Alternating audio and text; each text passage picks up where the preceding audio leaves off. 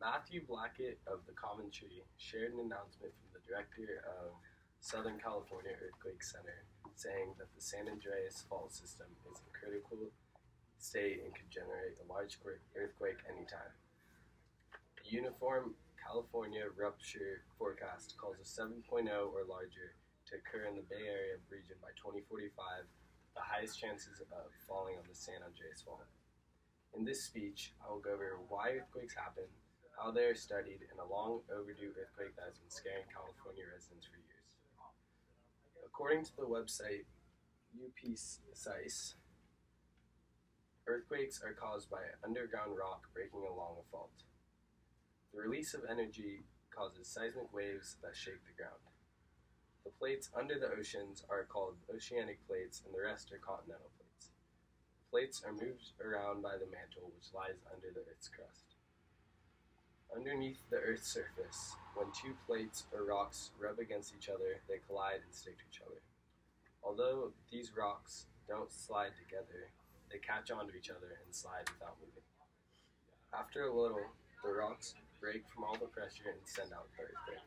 And this right here is the San Andreas Fault. It goes from around Southern California all the way up to around Eureka, north, just basically all of California. And now that you know how earthquake works, let's talk about the big worry for California, especially the Bay Area.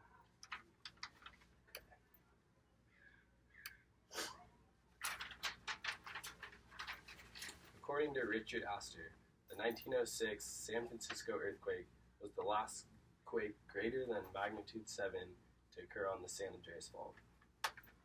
This is about what it looked like and the damage that it had done. If an earthquake occurred like the previous one in San Francisco during 1906, about 69,000 houses would be inhabitable and about 200,000 people would be displaced. In the article Shaken to the Core, written by Sarah Richardson, she said, "I was within a stone's throw of that city hall when the hand of an avenging God fell upon San Francisco. The ground rose like an ocean at ebb tide. Then came the crash. Tons upon tons of that mighty pile slid away from the steel framework, and destructiveness of that effort was terrific." These are other pictures about a 7.0 or 7.8 earthquake that around the world. I think this one is in Haiti, and this one is, I believe this one's in India. The worst possible scenario would be a 7.0 earthquake on the San Andreas. Thousands of earthquakes have occurred on the San Andreas line, creating a deep creek below California. Which here's one of the deep creeks that have been found along the San Andreas Fault, and just the ground kind of like breaking in from the bottom from like seismic waves, just shaking the ground almost. And Andrew A. DeLory believes that this deep creek causes abnormal tide rushes, which puts pressure on the fault. This gives researchers belief that the big one is on the way.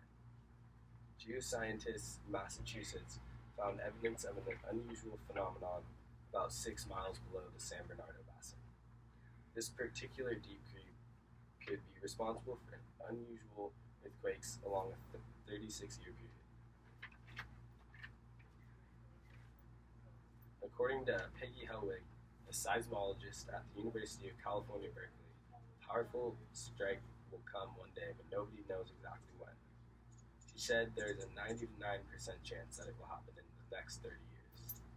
But how do we know when it's going to happen? Seismologists study earthquakes by going out and looking on the effect on the environment from previous earthquakes and by using seismographs. According to ISOCRU, seismographs are instruments that use principle of inertia to detect and record the intensity and duration of the horizontal and vertical movement of the ground during an earthquake. Nowadays, most seismographs are electronic, but the originals were made with a drum, piece of paper, a spring and a hinge, and a weight and a pen. One of the ends is bolted to the ground. Oh shoot. One of the ends is bolted to the ground to a metal box which is also bolted to the ground. The weight is put on the other side of the bar with the pen connected to the weight. The drum with the paper is pressed up onto the pen and always turns, which is this right here. In an earthquake scenario, everything in the seismograph moves except for the weight with the pen on it, which results in this record. As the drum and the paper shake near the pen draws lines on the paper showing record of earthquake. By studying these seismographs, you can tell how far the earthquake is and how strong it is. GNS Science says that these graphs show you magnitude, depth, and location of earthquake as well.